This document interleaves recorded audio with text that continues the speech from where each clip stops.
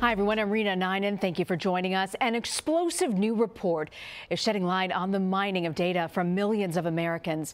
According to The Guardian, the data analytics firm Cambridge Analytica harvested information from Facebook profiles without permission. That's the same firm that worked with the Trump campaign during the 2016 election. Nick Thompson joins me now from New York City. He's a CBS News contributor and also an editor-in-chief at Wired magazine. Okay, so Nick, tell us about the data that Cambridge Analytica was able to get.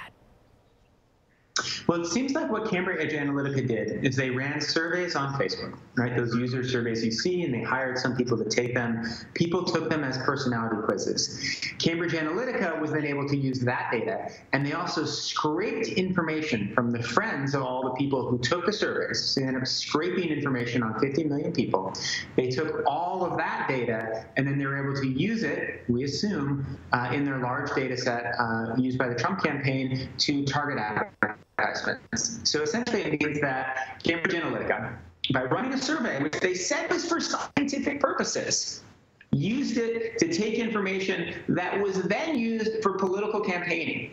So you might have answered questions for something you thought was for something completely different. So it's a complete and total violation of Facebook's policies. It's a complete and total violation of our trust, and it's completely terrible behavior. You know, but it was zero consent, ultimately, Nick, for this information to be used for political purposes, as you mentioned. Zero consent. So what do you think this means for the average Facebook user? Well, what it means for the average Facebook user is that for some people, it means that their data was, without their consent, used by the Trump campaign, and the data from their friends was used by the Trump campaign. And that's a real violation of trust. That's something that Facebook should not have let happen, and that Facebook, once it realized was potentially happening, should have worked much harder to stop, right? And they should have worked much harder to make sure the data was deleted once they identified that Cambridge Analytica had gotten the data. So what it means for you today, really nothing. I mean, your data exists in a billion places. If you've ever, all of our data and how we use the web and what we do for everything, that's long gone. That's in a million data sets right now. The fact that it was in this one extra data set doesn't really affect your life. There's no way that your life tomorrow will be any worse today because of what we've just learned about Cambridge Analytica. What it does mean, though, is there was a huge flaw with Facebook, that it was massively exploited, and that there was some dirty stuff going on in the Trump campaign. So, Nick, Facebook's chief security officer said on Twitter on Saturday that this wasn't so much a breach as it was someone really taking advantage of the Facebook system. What do you think this means for the company Facebook?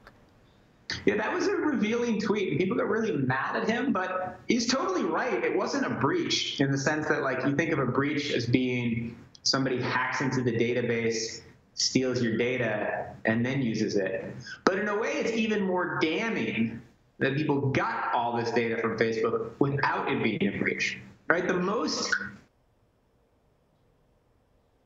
Do we still have Nick with us? Nick, can you hear me?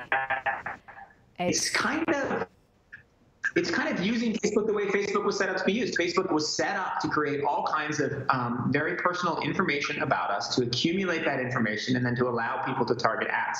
And now there are breaches in the terms of service, but the whole reason that this worked is because of Facebook's business model. So it didn't work because somebody hacked in and stole stuff. It worked because Facebook has built the craziest, most invasive advertising model in the history of the world, and somebody took advantage of it.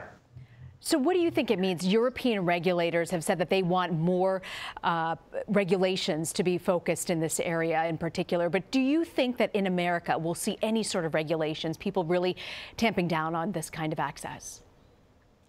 Well, this was a violation of Facebook's terms and services. So Facebook, should have stopped it, could have stopped it, tried to stop it. I'm not sure what a government agency could do. Now, there are regulations that could make political advertising better, right? There's an Honest Ad Act that's been put forward by 3 senators. It's still pending. That would require a lot more disclosure over all political advertising. That would be great.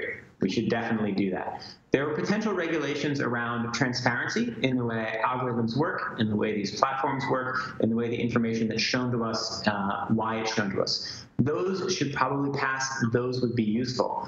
I'm not sure, though, that you can regulate your way out of this problem, because On the flip side of this, the reason political advertising on Facebook is so effective, and the reason people do so many things to try to get as much data as they can to help their political advertising on Facebook, is because Facebook's a great tool for advertising. It's a great tool for all kinds of advertising. It's a great tool for, my laundromat to advertise. And so you can't just sort of shut down all advertising on Facebook or make it harder for people to micro-target on Facebook, because in general, that's just the way business works, and they invented this great tool. So what you do need to do is you do need to require more transparency. You do need Facebook to sort of harden its defenses, and you do need Facebook to work harder when there is some kind of a violation to shut it down. But I don't think people should sort of throw up their hands and say, oh my God, we've got to stop advertising on Facebook, because